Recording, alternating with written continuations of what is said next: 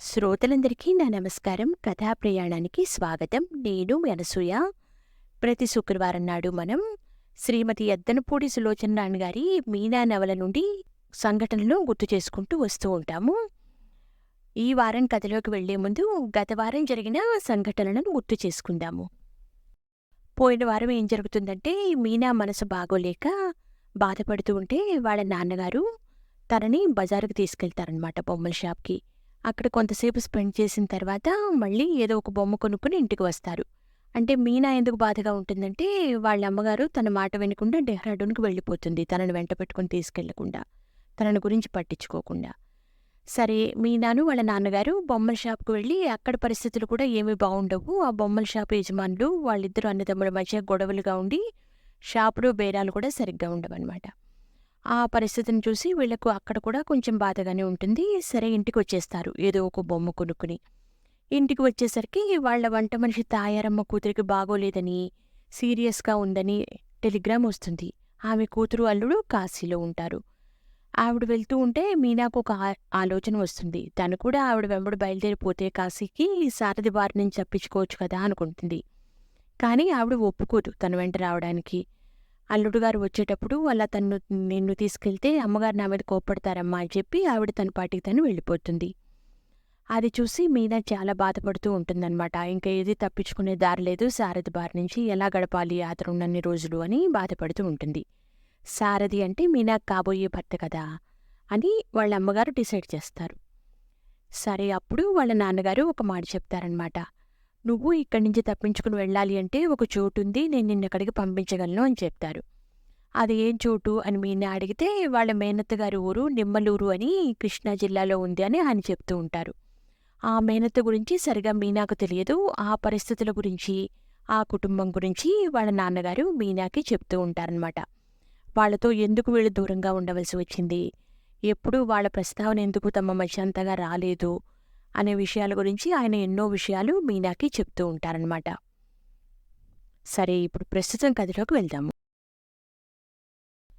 రాత్రి నాన్నగారు చెప్పిన దాన్ని బట్టి నాకు నిజంగా కమలత్తయ్య వాళ్ళని చూడటానికి చాలా హుషారుగా అనిపించింది.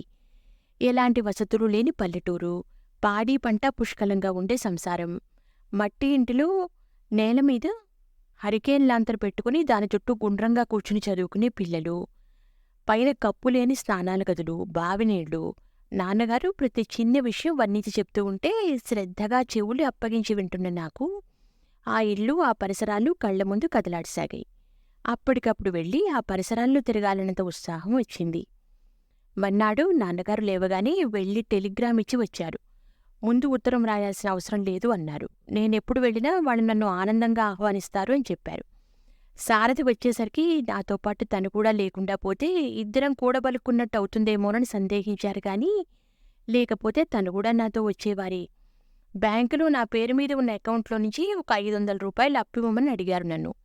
అప్పుడప్పుడు అవసరానికి నా దగ్గర అప్పు తీసుకుని మళ్లీ వడ్డీతో సహా ఇచ్చేయటం అమ్మకి, నాన్నగారికి ఇద్దరికీ అలవాటే. అంటే ముందే చెప్పుకున్నాం కదా, నిమ్మలూరు అనేది మీనా వాళ్ల మేనత్త కమలత్తయ్య అనే వాళ్ళ ఊరన్నమాట. దాని గురించి మీనా వాళ్ళ నాన్నగారు తనకు అనేక సంగతులు చెప్తారు. సరే, అక్కడికి మీనా వెళ్ళడానికి సిద్ధమవుతూ ఉంటుందన్నమాట. సన్నాహాలు జరుగుతూ ఉంటాయి. బ్యాంకు నుంచి డబ్బు తీసుకుని సరాసరి బజారుకు వెళ్ళాము. నా దగ్గర తీసుకున్న 500 రూపాయలు పెట్టి నాన్నగారు రాజేశ్వరికి ఒక ముత్యాల గొలుసు కొన్నారు.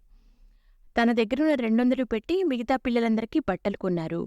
అవి కొంటున్నంతసేపు వాళ్ల రూపు, స్వభావాల గురించి నాకు వర్ణించి చెప్తూనే ఉన్నారు. తిరిగి ఇంటికి వచ్చేసరికి మధ్యాహ్నం అయింది. నేను పెట్టి సర్దుతుండగా నాన్నగారు వచ్చి దగ్గర నిలబడ్డారు. ఎంబ్రాయిడరీ చేసిన నైలాన్ జార్జెట్ చీరలు 1-2 మాత్రం ఉంచి మిగతావన్నీ తీసేశారు.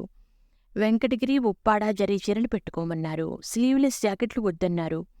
అక్కడున్నన్ని రోజులు 2 జడలు మానేసి 1 జడే వేసుకోమన్నారు. సాధ్యమైనంత వరకు వాళ్లలో ఒక పిల్లగా కలిసిపోమని, ఎలాంటి ఇబ్బందులు లేకుండా చనువుగా ప్రవర్తించమని కోరారు. నాకిదంతా తమాషాగా, కలలా, గమ్మత్తుగా ఉంది. నేనింతవరకు నా వెంట అమ్మగాని, నాన్నగారుగాని లేకుండా ఎక్కడికి వెళ్ళలేదు. నేనెన్నడూ చూడని వాళ్ళ దగ్గరికి, అందులో అమ్మకి వాళ్ళ పొడంటే గిట్టని వాళ్ళ దగ్గరికి సరిగ్గా సారథి వస్తున్న సమయంలో ఇక్కడ లేకుండా వెడుతున్నాను. అమ్మకి ఇదంతా తెలిస్తే ఏమవుతుందో అనే ఊహ విచిత్రంగా, కుతూహలంగా చక్కిలిగిలి పెడుతున్నట్టుగా అనిపించసాగింది. ఆ రాత్రే ప్రయాణం. నాన్నగారు ఎలా వెళ్ళాలో వివరంగా కాగితం మీద వ్రాసిచ్చారు. అది ఎంత స్పష్టంగా ఉంది అంటే, ఎలాంటి కొత్తవాళ్ళైనా సరే కళ్ళు మూసుకొని వెళ్ళి సరాసరి నిమ్మలూరులో ఆ ఇంటి ముందు నిలబడవచ్చు. రాత్రి అయింది. స్టేషన్‌కి వెళ్ళాల్సిన టైం దగ్గర పడుతున్న కొద్దీ నాకు భయం భయంగా, బెంగగా, అత్యద్భుతంగా, అపురూపంగా అనిపించసాగింది. భయం వేయడం లేదుగా మీనా? నాన్న హఠాత్తుగా అడిగారు. ఊహూ తల అడ్డంగా తిప్పాను. నీకేదైనా ఇబ్బంది అనిపిస్తే లేదు లేదు అలాంటిదేమీ లేదు తెచ్చిపెట్టుకున్న ధైర్యంతో అన్నాను. స్టేషన్‌కి మేము వచ్చేసరికి రైలు అప్పటికే ప్లాట్‌ఫామ్ మీదకి వచ్చి ఆగి ఉంది. నేను లోపల ఎక్కి కూర్చున్నాను. 5 నిమిషాల్లో ట్రైన్ కదలబోతూ ఉంది. నాన్నగారు హఠాత్తుగా నా చేయి పట్టుకుంటూ, మీనా ఏం భయం లేదు, సంకోచం ఏమాత్రం వద్దు. నీకు ఎప్పుడు వెనక్కి తిరిగి రావాలనిపిస్తే ఆ క్షణంలో వచ్చెయి. ఏ? అన్నారు. నేను అలాగే అన్నట్టు తలూపాను. అత్తయ్యని అడిగానని చెప్పు అన్నారు. తలూపాను. రైలు కూతవేసింది. నా ఒళ్ళు జల్లుమంది. వెళ్ళిన వెంటనే టెలిగ్రామ్ ఇప్పించు. అలాగే రైలు కదిలింది. నాన్నగారు క్రిందకు దిగారు. జాగ్రత్త సుమా, మళ్ళీ నిన్ను చూసే వరకు నాకెలాగో ఉంటుంది. చెయ్యి ఊపుతూ అన్నారు. నేను కూడా చెయ్యి ఊపాను. ప్లాట్‌ఫామ్ మీద నిలబడి నాన్నగారు క్రమంగా వెనక్కైపోయి చివరికి కంటికి కనిపించకుండా అదృశ్యమైపోయారు. రైలు వేగాన్ని పుంజుకుంది. నాకు ఒక్కసారిగా ఒళ్ళంతా వెచ్చగాడుపు కొట్టినట్టుగా వేడి ఎక్కింది. గుండెల్లో మొదలైన సముద్రం హోరులాంటి శబ్దం చెవుల వరకు పాకింది. ఒంటరిగా వెడుతున్నాను అనే ఊహ భయంగా మారి వెన్నెముక మీద జరజరా పాకటంతో శరీరమంతా గగురు పొడిచింది. ఒక్క క్షణం అంతా అయోమయంగా అనిపించింది. మరుక్షణంలో గిర్రుమంటూ కళ్ళు తిరిగాయి. స్పృహ తప్పి కింద పడిపోతున్నాననే అనుకుంటూ 2 కళ్ళు గట్టిగా మూసుకున్నాను. మనుషుల్లో ఆత్మ సంయమన శక్తి అని ఏదో ఉంటుంది అంటారే, అది నాలో కూడా ఉన్నట్టు ట్రైన్ బయలుదేరిన కొద్దిసేపటికి నాకు తెలిసింది. ఎన్నడూ కనీసం రిక్షా అయినా ఎక్కని వాళ్ళని బలవంతంగా స్పుట్నిక్‌లో కుదేసి భూమి చుట్టూ ప్రదక్షిణం చేసి రమ్మంటే, భయంతో వాళ్ళెలా బెదిరిపోతారో అలా బెదిరిపోయిన నా మనసు క్రమేపీ కుదుటపడసాగింది. నేననుకున్నట్టుగా నాకు స్పృహ తప్పలేదు. చెవుల్లో హోరుమంటూ వినిపిస్తున్న శబ్దం కాస్త కాస్తగా తగ్గిపోసాగింది. ప్రపంచం యథాప్రకారంగానే ఉంది. నా చుట్టూ అంత క్రితం కళ్ళు ముక్కులు గల వింత జీవాలుగా కనిపించిన జనం ఇప్పుడిప్పుడే మామూలు మనుషుల్లా కనిపించసాగారు. కిటికీ దగ్గర నిలబడి నాన్నగారికి వీడ్కోలిచ్చి మళ్ళీ నా స్థానంలోకి వెళ్లి కూర్చోబోయే ఈ కాస్త సమయంలోనే నాలో ఇంత భూకంపం వచ్చి మళ్ళీ శాంతించింది. రైలు ఎక్కడం అంత అలవాట్లేని నేను రైలు ఊపికి లయగా ఊగిపోతున్న నా శరీరాన్ని స్థిరంగా నిలబెట్టడానికి కాస్త శ్రమే పడాల్సి వచ్చింది. నేను కూర్చుని బెర్తుకెదురుగా ఒక సూటువాలా కూర్చుని ఉన్నాడు. బంగారు ఫ్రేమున్న కళ్లద్దాలు పెట్టుకున్న అతను నా వైపు తినేసేలా చుట్టం నేను గమనించాను. అమ్మ సారథి, ఈ జాతి పక్షులు ఈ ప్రపంచంలో చాలామంది ఉన్నారే అనుకున్నాను. రైలు ఊపుకి నిలదొక్కోవాలని ప్రయత్నిస్తూ వస్తున్న నేను సూటువాలా వైపు తూలిపడబోయి ఎలాగో నిగ్రహించుకున్నాను కానీ ఆ ప్రయత్నం పూర్తిగా సఫలం కాలేదు. ఎదురుగా ఉన్న ఒక అరవావిడ ఒళ్ళో వెళ్లి పడ్డాను. రెప్పపాటులో ఆవిడ నేను పడబోతున్నట్టు గ్రహించిన దానిలా నా బరువు ఆవిడ మీద పడకుండా 2 చేతులతో నా భుజాలు గట్టిగా పట్టుకుని ఆపింది. సారీ, ఐఎమ్ సారీ, క్షమించండి గబగబా అనేశాను. సమాధానంగా ఆవిడ ఏమీ అనలేదు. కానీ తనేం నొచ్చుకోలేదు అన్నట్టు చల్లని చిరునవ్వు నవ్వింది. నేను ఆవిడ ప్రక్కనే ఉన్న నా స్థానంలో కూర్చున్నాను. ఎదురుగా ఉన్న సూటువాల గోల్డెన్ ఛాన్స్ ఏదో కాస్తలో తప్పిపోయిన వాళ్ళ చూస్తూ కూర్చున్నాడు. నాకు తెలిసిలేని వెధవ ఆలోచన అనుకున్నాను. ఒంటరిగా కూర్చోవలసి వచ్చిన నేను ఏం చేయాలో తోచక నా ఎడమ చెయ్యి నోట్లో పెట్టుకుని వేళ్ల గోడను కొరకడం ప్రారంభించాను. గోళ్లు కొరుకుతున్నట్టు నటిస్తూనే ఊరకంటితో నా పక్కనున్న ఆవిడని పరిశీలించాను. వంగపండు రంగు వరయూరు చీర కట్టుకుంది. ముక్కుకు బేసరి ఉంది. చెవులకి రవ్వలదిద్దులున్నాయి. ఆవిడకు నాకు మధ్య చిన్న కూజా బిందంత మరచెంబు ఉంది. ఆవిడ నా ఊరచూపులు పసిగట్టినట్టుంది. నవ్వుతూ అడిగింది, ఏ ఊరు వెడుతున్నారు? బెజవాడ. ఎవరున్నారక్కడ? మా అత్తయ్య. అంటే మేనత్త? అవునన్నట్టు తలూపాను. తర్వాత ఆవిడేం మాట్లాడలేదు. కొద్దిసేపయిన తర్వాత మీరే ఊరు వెడుతున్నారు నేనడిగాను. మెడ్రాస్. ఎవరున్నారక్కడ? మా అమ్మాయి. తర్వాత మా ప్రసంగం ఎలా పెంచాలో నాకు తెలియలేదు. బహుశా అదే మా అమ్మ అయితే మీ అల్లుడే ఉద్యోగం చేస్తాడు, అతని జీతం ఎంత, ఇవన్నీ అడిగేదేమో. నాకు అడగాలనిపించలేదు. నా ఆలోచనలన్నీ వేరే దిశవైపు పరుగులు తీస్తున్నాయి. అత్తయ్య వాళ్ళు ఏం చేస్తూ ఉంటారు ఈ పాటికి? సరాసరి నేను వెళ్ళి గుమ్మల్లో నిలబడతాను. కమలత్తయ్య అని కేక వేస్తాను. ఏ కందిపచ్చడో చేస్తున్న అత్తయ్య రుబ్బటం మానేసి పరిగెత్తుకొస్తుంది. పిల్లలంతా కూడా బిలబిల్లాడుతూ బయటికి వస్తారు. నన్ను చూసి వాళ్ళంతా తెల్లబోతారు. నేను అదేదో పుస్తకాల్లోలాగా చటుక్కున వంగి ఆవిడ పాదాలకు నమస్కారం చేస్తాను. నేను మీనాక్షి అత్తయ్య, మీ తమ్ముడి కూతుర్ని అంటాను. మా అమ్మే మా తల్లి అంటూ ఆవిడ లేవనెత్తి నా బుగ్గలు పుణుకుతుంది. రైలు లయతో పాటు ఊహల అలల మీద ఉయ్యాలలుగుతున్న నాకు మీ నాన్నగారేం చేస్తారు అంటూ ప్రక్కనున్న అరవావిడ కంఠం వినిపించడంతో ఈ లోకంలోకి వచ్చాను. లాయరు. పేరేమిటి? హనుమంతరావు. ఏ హనుమంతరావు? చెప్పాను. ఏమిటి? అందావిడ ఆశ్చర్యంగా. తర్వాత ఆవిడ నన్ను ఊపిరాడకుండా చాలా ప్రశ్నలు వేసింది. చాలా కబుర్లడిగింది.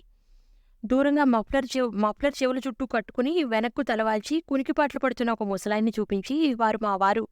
వారికి మీ నాన్నగారు బాగా తెలుసు. ఒకసారి మీ నాన్నగారు మా ఇంటికి వచ్చారు కూడా అంది. అలాగా అన్నాను. నాన్నగారికి స్నేహితులెవరూ లేరు గాని పరిచయస్తులు చాలామంది ఉన్నారు. పరోపకారి అయిన ఆయనకి హితులు అసంఖ్యాకంగా ఉండడంలో ఆశ్చర్యమేమీ లేదు. మా అమ్మ ప్రమేయం లేకుండా తెలిసిన వారందరూ ఆయన్ని దేవుడు అంటారు. లోకుల దృష్టిలో మంచితనంగా గుర్తించబడిన ఆయన స్వభావం మా అమ్మ దృష్టిలో చేతగానితనంగా కనిపిస్తుంది. అంతే మరి. ఈ రోజుల్లో సమర్థతంటే ఏమిటి? పరులను పీడించాలి. తెలివితేటలంటే ఏమిటి? పదవులు సంపాదించాలి. ఈ రెండూ రాని మనుషులు అమ్మలాంటి వాళ్ల దృష్టిలో వాజమ్మలు. నేనెవరో తెలిసిన తర్వాత మామి నాకు చాలా కబుర్లు చెప్పింది. ఆవిడ అసలు పేరు పట్టమ్మాళ్ళట. కానీ ఇరుగు పొరుగు అంతా మామి అని పిలుస్తారట. ఆవిడ భర్త స్టేట్ బ్యాంక్ ఆఫ్ ఇండియాలో క్యాషియర్గా చేస్తున్నట్ట. వాళ్లకు ఒకతే కూతురు మెడ్రాసులో ఉంటుంది. అల్లుడు ఏడాదికి 10 రోజులైనా భార్యను పుట్టింటికి పంపట్ట. అందుకని 6 నెలలకు ఒకసారి వీళ్లే వెళ్ళి చూసి వస్తుంటారట. ఆవిడ కుటుంబ చరిత్ర అంతా చెప్తోంది. మామికి మంచి వాగ్దాటి ఉంది. తను చెప్పే కబుర్లు ఎదుటివాళ్లు పొల్లిపోకుండా వినేట్టు చేయటంలో భలే నేర్పు ఉంది. ఎంతో సుదీర్ఘంగా భారంగా గడుస్తుంది అన్న సమయంలో ఆవిడ పుణ్యమాని ఆకాశంలో క్యారవెల్ విమానంలా రివ్వున వేగంగా పరిగెత్తడం ప్రారంభించింది. నిద్రలేమి అంటే ఏమిటో ఏనాడూ ఎరుగని నేను తోవడం ప్రారంభించాను. ఆవిడ జరిగి నన్ను కాస్త నడుము వాల్చమంది. పడుకున్నాను. గంటైనా కాకముందే బెజవాడ వచ్చేసింది అంటూ నన్ను లేపింది. ఉలిక్కిపడి లేచి కూచున్నా. రైలు ఆగింది. బయట తెల్లవారుతోంది. నా గుండెల్లో మళ్లీ ధన్ ధన్ టక్ టక్ మొదలైంది. అలా మొదలైనప్పుడల్లా నాకు అతిగా వాగేయాలి అనిపిస్తుంది. కానీ మామి నాకు మాట్లాడే అవకాశమే ఇవ్వడం లేదు. అడ్రస్ వ్రాసి ఇచ్చింది. తను 10 రోజుల తర్వాత మెడ్రాస్ నుంచి హైదరాబాద్ తిరిగి వచ్చేస్తానని, నన్ను తప్పకుండా వాళ్ళింటికి రమ్మనమని మరీ ఆహ్వానించింది. అలాగే వస్తానని వాగ్దానం చేశాను. అక్కడ ట్రైన్ చాలాసేపు ఆగడం వల్ల వాళ్లు కూడా నాతో పాటు దిగి ముఖం అది కడుక్కుని ఇడ్లీ తిని కాఫీ తాగారు. నా చేత తాగించారు. అయ్యంగారు రైల్వే పోర్టర్ని పిలిచి నా పెట్టే బెడ్డింగ్ అతని నెత్తిపైకి ఎత్తారు. మామి దగ్గర సెలవు తీసుకున్నాను. పొడుగ్గా ఉన్న ప్లాట్ఫామ్ మీద చకచకా నడిచి ముందుకు వచ్చేస్తున్న నేను అప్రయత్నంగా వెనక్కి తిరిగి చూశాను. మామి అక్కడే నిలబడి ఇటే చూస్తోంది. వీడ్కోలిస్తున్నట్టుగా చేయెత్తి గాలిలో ఊపాను. ఆవిడ కూడా ఊపింది. హైదరాబాద్ వెళ్లేసరికి ఆవిడ నాకు గుర్తు ఉంటుందో ఉండదో కానీ ఈ క్షణం మాత్రం నా హృదయంలో చిరంజీవిగా నిలిచిపోతుంది. నేను మలుపు తిరగడంతో వాళ్ళు అదృశ్యమైపోయారు. నా పెట్టే బెడ్డింగ్ తెచ్చిన పోర్టరు చాలా మంచివాళ్లా ఉన్నాడు. బస్టాండ్కి రిక్షా తనే మాట్లాడాడు. రిక్షా అతను చెప్పిన ధరకి సగానికి సగం తగ్గించి బేరవాడి ఒప్పించాడు. నేను దాని కృతజ్ఞతగా వాడికి ఇవ్వాల్సిన దానికి రెట్టింపు అతని చేతిలో పెట్టాను. కళకళ్లాడే ముఖంతో 2 చేతులు జోడించి నమస్కరించి అమ్మాయిగాని జాగ్రత్తగా తీసుకెళ్ళు అని రిక్షావాణ్ణి హెచ్చరించాడు. ఈ బెజవాడ వాళ్ళు ఎంత మంచివాళ్ళు అనుకున్నాను. రిక్షా రివ్వును పరిగెత్తసాగింది. నాకదేదో ఎత్తుగా ఉన్న సింహాసనం మీద కూర్చుని ప్రాతకాల వేళ వ్యాహ్యాలు పెడుతున్నట్టుగా ఉంది. ఈ బెజవాడ రిక్షాలు ఎత్తుగా విశాలంగా ఏనుగుల్లా ఉంటే మా హైదరాబాద్ రిక్షాలు పొట్టిగా చిన్నగా ఎలకలా ఉంటాయి అనిపించింది. రిక్షా అతను గంట గణగణలాడిస్తూనే నోటితో తప్పుకో అని అరుస్తున్నాడు. నగరం ఇంకా పూర్తిగా నిద్రలేవలేదు. అప్పుడే మెలకువ వచ్చి బద్ధకంగా ఒళ్ళు విడుచుకుంటున్నట్టుగా ఉంది. 4-5 గజాలు దాటగానే జేబు రుమాలతో నా కంఠంలో ఊపిరి ఆగిపోయేంత గట్టిగా ముక్కు మూసుకున్నాను. చూడలేనంత మురికి, భరించలేనంత దుర్వాసన. జంతువుల్లో కూడా టార్జాన్లుంటాయని ఆ పందుల్ని చూస్తే తెలిసింది. ఈ నగరం యొక్క ముఖ్య విశేషం ఏమిటంటే ఇక్కడే స్వర్గం నరకం రెండూ ఉన్నట్టున్నాయి. తలెత్తి పైకి చూస్తే ఎత్తైన కొండలు, సుందరమైన ప్రకృతి, కొండల మీద అక్కడక్కడా తెల్లగా కనిపించే తమాషా అయిన ఇళ్ళు. నేను తరచుగా చూసే మార్నింగ్ షోస్ ఇంగ్లీష్ సినిమాల్లో ఆంగ్లేయుల పాతపట్నంలా ఉంటుంది. తలపంచి కిందికి చూస్తామా, అమ్మో భరించలేం. నరకానికి ప్రతిరూపం, వర్ణించటానికి భాష లేదు. మరి ఈ పరిసరాల ప్రభావం ఇక్కడుండే మనుషుల మీద ఉండదా? ఉంటుందేమో. రిక్షా తూనీగలాగా బస్టాండ్ ముందు ఆగింది. లోపల ఆవరణలో నుంచి కూలీలు పరిగెత్తుకుని వచ్చారు. వాళ్లలో ఒకటికి నా పెట్టే బెడ్డింగ్ అందించి నేను వెళ్లాల్సిన ఊరు పేరు చెప్పాడు రిక్షా అతను. అదిగో బస్సు రెడీగానే ఉంది రండి అన్నాడు వాడు. రిక్షావాడికి ఇవ్వవలసిన దానికంటే ఒక పావలా ఎక్కువే చేతిలో పెట్టాను. వాడు కూడా నమస్కారం చేశాడు. కానీ రైల్వే పోర్టల్లో వీడిముఖం మాత్రం వికసించలేదు. ఇంకో ₹1 ఇద్దామా, మరీ పీనాసదానిగా అనుకుంటాడేమో అనుకుంటుండగానే కూలీ కేక పెట్టాడు. చప్పున రండి, బస్సు కదిలేటట్టుగా ఉంది. నేను నా ఆలోచన మాని వాడి వెంట పరుగులాంటి నడక ప్రారంభించాను. నేనెక్కేసరికి బస్సులో జనం నిండి ఉన్నారు. కొద్దిగా మాత్రమే సీట్లు ఖాళీగా ఉన్నాయి. అడ్డరోడ్డు నాకు తెలీదు, మీరు చెప్పాలి అన్నాను కండక్టర్తో. అలాగే అన్నాడతను. నేను కూర్చున్న చోట సరిగా నా ముందు సీటులో తెల్లగా, బొద్దుగా, ముఖాన విభూతి రేఖలతో ధవళ వస్త్రధారి అయిన ఒక బామ్మగారు కూర్చుని ఉంది. ఆవిడని చూడగానే నా కళ్ళు తళతళలాడినాయి. బామ్మగారులాంటి వాళ్ళతో స్వయంగా ముఖాముఖి మాట్లాడే భాగ్యం నాకింతవరకు లభించలేదు. ఈ సువర్ణావకాశం వదలదలుచుకోలేదు నేను. కూర్చున్న సీట్లోంచి లేచిపోయి ఆవిడ ప్రక్కగా ఖాళీగా ఉన్న చోట కూర్చున్నాను. తిరిగి చూసింది ఆవిడ. నేను నవ్వబోయాను. ఆవిడ ముఖం చిట్లించి నేను తగిలితే తనెక్కడ మైలపడిపోతాను అన్నట్టు దూరంగా జరిగి కూర్చుంది. ఆశాభంగం పొందిందల్లా నా మనసు చివుక్కుమంది. ముఖం తిప్పుకుని బస్సులో మిగతా వాళ్ల వైపు చూశాను. వాళ్లందరిలో నేను పరదేశిగా, విడిగా, ప్రత్యేకంగా కనిపిస్తున్నాను. అందరూ కుతూహలంగా కొత్త వస్తువుని చూసినట్టు నా వైపు చూస్తున్నారు. బస్సు కదిలింది. కొద్ది దూరం వచ్చిందో లేదో కండక్టర్ బెల్ కొట్టి ఆపాడు. ఎవరో ఒకతను పరిగెత్తుకుంటూ వచ్చి బస్సు ఎక్కాడు. ఏంటి సార్ ఆ తొందర? క్షణంలో పట్టు అందింది. లేకపోతే కింద పడేవారు. కండక్టర్ మందలింపుగా అంటూ టికెట్ చించి ఇచ్చాడు. పర్వాలేదు, నాకు అలవాటే అంటూ అతను ముందుకు పోబోతున్న వాడల్లా నా దగ్గర ఆగిపోయి నా వైపే చూడటం ప్రారంభించాడు. యథాలాపంగా తలెత్తి చూసిన నాకు ఒళ్ళు మండిపోయింది. అతని చూపులు నన్ను తినేయటం లేదు కానీ వాటిలో గల ఆశ్చర్యం, కుతూహలం నాకు చికాకుని తెప్పించాయి. వెంటనే బ్యాగ్ తెరిచి నల్ల కళ్ళద్దాల గల చలవజోడు పెట్టుకున్నాను. వీటిలో ఒక సుఖం ఉంది. బయట వాతావరణం చల్లగా ఉండడమే కాకుండా ఎదుటివాళ్లని నిశితంగా, నఖసిక పర్యంతో మనిష్టం వచ్చినంతసేపు పరిశీలించొచ్చు. ఆ ఎదురుగా నిలబడి ఉన్న అతను పైజమా లాల్చి వేసుకుని ఉన్నాడు. ఆ బస్సులో ఉన్న అందరిలాగానే అతను ఉన్నాడు. అతనిలో ఎలాంటి ప్రత్యేకత కనిపించలేదు. బస్సు మళ్లీ కదిలింది. నేను ముఖం తిప్పుకుని బయటికి చూడసాగాను. ఆ ఊరు ఆంధ్రదేశానికి నడిబొడ్డులాంటిది. తెలుగువాళ్ల తీరుతెన్నులు, వారి ఆచార వ్యవహారాలు గమనించాలంటే ఇక్కడ 2 రోజులుంటే చాలు, అంతా తెలిసిపోతుంది. మగవాళ్లంతా దాదాపు ఓ రకంగా ఉన్నారు. వాళ్లకు బట్టలు ధరించే విషయంలో అట్టే శ్రద్ధ ఉన్నట్టు కనిపించలేదు. ఆడవాళ్లకి నగల మీద అపేక్ష చాలా ఉన్నట్టుంది. నగల్లేని స్త్రీ శరీరమే కనిపించట్లేదు. బస్సు విజయవాడ పొలిమేరలు దాటింది. బయట వాతావరణం చాలా హాయిగా, ఆహ్లాదంగా ఉంది. ఎండ వస్తోంది కానీ నిలవటం లేదు. ఎండని మబ్బు, మబ్బుని ఎండా తరుముకుంటూ దోబూజులాడుతున్న మిశ్రమ వాతావరణం ఏర్పడింది. రాత్రి నిద్రలేమితో, ఆలోచనాభారంతో అలసి ఉన్న నాకు ఆ చల్లటి గాలి హాయిగా సేద తీరుస్తున్నట్టు ఉంది.